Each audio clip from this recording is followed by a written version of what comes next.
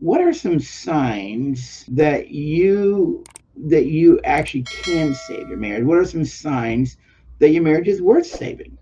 I think the first thing is when you can be honest with yourself that in you, you actually still have feelings of love for that person. When you know that you have feelings of love for that person, that means that's one sign that your marriage is worth saving. Don't throw it away if there's a part of you that still has feelings of love, that still has a sense of hope, that still um, that still cares. That means you're not 100% out yet. There's a part of you that's still in. There's a part of you that still wants something. And I always say you owe it to yourself to honor that part of you. All right. And so one sign your marriage that we're saving is when you still have those feelings of love.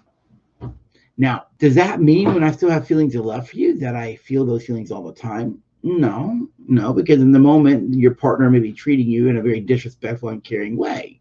They may be very controlling, they may be very manipulative, and it's hard to feel love for someone when they're disrespecting you or treating you with ill will. All right, but when you can step back from that and say, you know what, in the midst of all this craziness, I still love you, I still care. That's one sign your marriage is worth saving.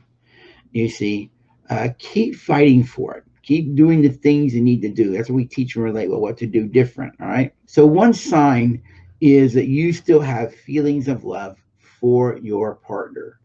And when you do, that's a sign you might want to keep fighting this thing. Secondly, when you know, and this is going to be tough now, ready? Another sign that your marriage is worth saving is when you know beyond a shadow of a doubt that you have contributed to the problems in the marriage. You know, it's one thing if all the issues are really related to them, and there are issues that are related to that person. All right. However, there is a part of you that can say, you know what? I have contributed to this thing. Maybe you've been neglectful. Maybe you have been disrespectful. Maybe you've treated your partner out of anger and hurt. Maybe you've been selfish. Maybe you've had expectations that weren't met, and then you kind of beat them up for it because they didn't meet your expectations. Maybe they're not meeting your needs, so you didn't meet their needs. This idea of bartering, you know. I don't love you unconditionally. I love you as long as you do what I want. And if I give, then you're supposed to give. Actually, that's not love. That's bartering. It's like going to McDonald's. You give them money, they give you hamburgers. It's the same thing. It's an economic exchange. Love is more than that. And I can look back at my marriage in the early days when we were kind of growing and learning how to connect and how to bond. I didn't know how to love well. Never really experienced it growing up in my home. So I was selfish. I was manipulative, you know.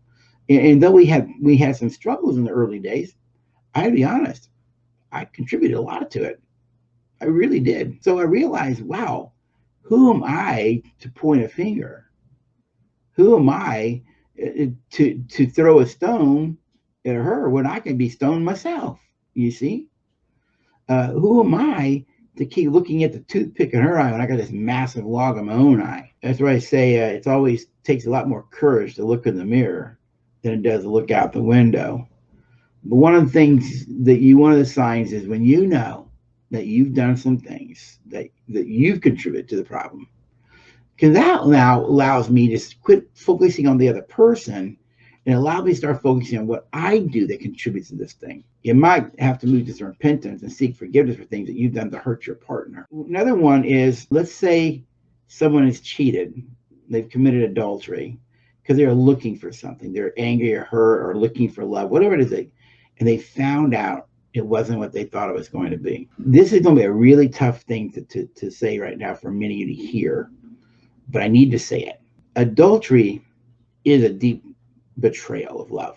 It's a deep betrayal to the relationship. However, it is not a death knell. It's not the death bell for your marriage. Many marriages can be saved and healed from adultery. This is very important for you to grasp. Just because a person cheated doesn't mean the marriage is over.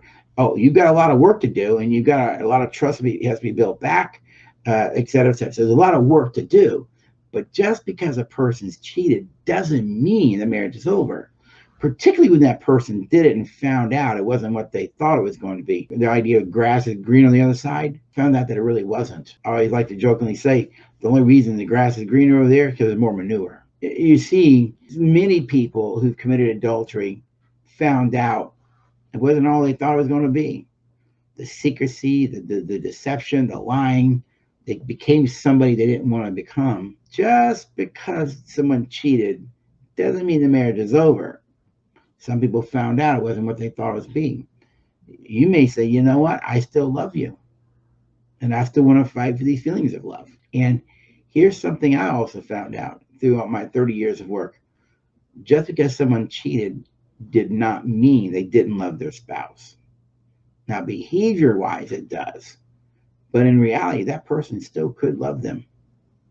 Even though they cheated, they're out there trying to get their needs met in unhealthy, immature ways at the expense of the essence in their marriage.